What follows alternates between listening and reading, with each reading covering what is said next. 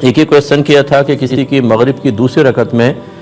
نماز ٹوٹ گئی کسی وجہ سے، تو وہ گیا وضو کر کے آیا اور دوسری سے ہی وہ کنٹینیو کرنا چاہے تو کیا کر سکتا ہے؟ دیکھیں، اگر امام کے پیچھے نماز پڑھ رہا تھا اور فرض کر لیں کہ اگر وضو ٹوٹ گیا تو نبی کریم صلی اللہ علیہ وسلم کا یہی فرمان ہے کہ وہ اپنی ناک پر ہاتھ رکھ کر جائے اور وضو کرے اور وہیں سے نماز کی بنا کرے۔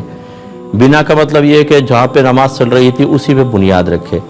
جب آپ کی دوسری میں اگر نماز بریک ہوئی ہے، آپ وضو کر کے آئیں گے تو لازم بات ہے کہ امام تو آگے بڑھ چکا ہوگا، تو آپ امام کے ساتھ شامل ہو جائیں گے، کنٹینیو رکھیں گے، یعنی جب امام اپنی پڑھ چکے گا تو پھر جو آپ کی رہ گئی تھی آپ اس نماز کو بعد میں ادا کریں گے۔ اور اگر آپ اکیلے نماز پڑھ رہے تھے، آپ کی نکسیر پھوٹ گئی یا کچھ ایسا مسئلہ ہوا، آپ وضو کر کے آئیں اور وہیں سے پھر آپ کنٹینیو رکھ سکتے ہیں، لیکن اس کے لیے ضروری ہے کہ آپ نے درمیان میں کوئی کلام نہ کیا ہو، ٹھیک ہے نا، کلام وغیرہ کچھ نہ کیا ہو تو اس پہ بنا کرنا صحیح ہوتا ہے۔ لیکن اس میں بھی علماء نے یہی لکھا کہ افضل یہ ہے کہ نئے سرے سے آپ نماز ادا کریں، تو نئے سرے سے پڑھیں زیادہ بہتر ہے۔ ایک یہ کہتے ہیں، لیکن یہ بس ذہن میں رکھیں کہ تراویح کا وقت عشاء کے فرائض کے بعد شروع ہوتا ہے۔ آپ نے عشاء کے فرض پڑھ لیے پھر آپ تراویح پڑھ سکتے ہیں، لہذا جو ہمارے بھائی وغیرہ مسجد میں آئے اور فرض کر لیں کہ عشاء کی جماعت نکل گئی، تراویح سٹارٹ ہو گئی، تو آپ ڈائریکٹ تراویح میں شامل نہیں ہوئیے گا، ورنہ آپ کی تراویح نہیں ہوگی، یہ نفل نماز بنے گی۔ آپ کو چاہیے یہ کہ پہلے آپ علیحدہ کھڑے ہو کر عشاء کے 4 فرض پڑھیں، پھر آپ جماعت میں شامل ہوں۔ اب یہ دیکھ لیں آخر میں کہ کتنی رکعتیں آپ کی نکل گئیں، وہ پھر آپ وتر سے پہلے بھی پڑھ سکتے ہیں اور وتر کے بعد بھی پڑھ سکتے ہیں۔ اب یہ بچی نے پوچھا ہے کہ نماز کے بعد جو ذکر الہی وغیرہ کیا جاتا ہے، یہ جائے نماز پر بیٹھ کے کریں یا کھڑے ہو کر بھی کر سکتے ہیں؟ دیکھیں، افضل تو یہ ہے کہ جائے نماز پر بیٹھ کے کریں، کیونکہ رحمت کونین صلی اللہ علیہ وسلم نے ارشاد فرمایا کہ جب کوئی نماز سے فارغ ہو جائے تو اگر وہ اپنا وضو نہ توڑے اور وہاں بیٹھا رہے تو جب تک ایسا ہوگا فرشتے اس کے لیے دعائے بخشش و مغفرت کرتے رہتے ہیں۔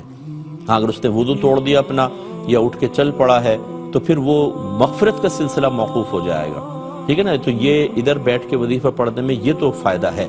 لیکن اگر آپ اٹھنا چاہیں تو اس میں کوئی فرض واجب نہیں بیٹھ کے پڑھنا، آپ اٹھ کے بھی پڑھ سکتے ہیں۔ یہ کہتے ہیں اگر کوئی شخص نماز پڑھ رہا تھا کہ اس کے سامنے سے گزرنے لگا تو وہ تھوڑا سا سائیڈ میں ہو گیا تاکہ اس کا میرے سامنے سے گزرنا لازم نہ آئے، اور جب وہ چلا گیا تو پھر وہ اپنی جگہ پر آ گیا، تو کیا اس طرح سائیڈ پہ ہونے سے نماز فاسد ہو جائے گی کہ نہیں؟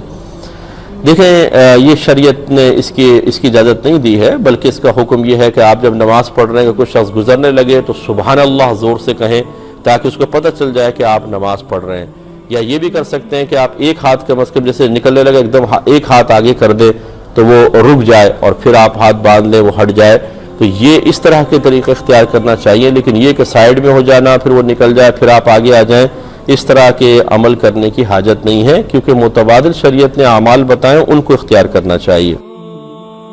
جی، ایک تو یہ کہ زکوٰۃ سے کسی کو افطار کروانا یہ صحیح نہیں ہوگا۔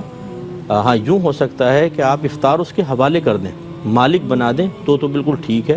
اور اگر آپ نے دسترخوان بچھا کے زکوٰۃ کے پیسوں سے افطار کروا رہے ہیں کہ آپ کھا لیں تو یہ جائز نہیں ہوگا، کیونکہ زکوٰۃ میں مالک بنانا ضروری ہوتا ہے۔ اگر آپ صرف کھلائیں گے تو یہ مباح کرنا ہوتا ہے،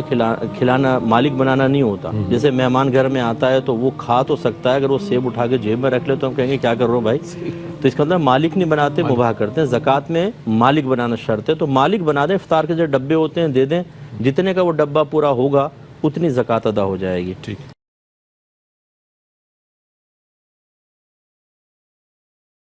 امید کرتا ہوں یہ ویڈیو آپ کو پسند آئی ہوگی۔ مزید انفارمیٹیو ویڈیوز کے لیے ہمارا YouTube channel Rizvi education subscribe کریں اور بیل آئیکن پر کلک کریں، اور اس ویڈیو کو زیادہ سے زیادہ لائک، کمنٹ اور شیئر کریں، اور ہمیں سوشل میڈیا پر فالو کریں۔ شکریہ۔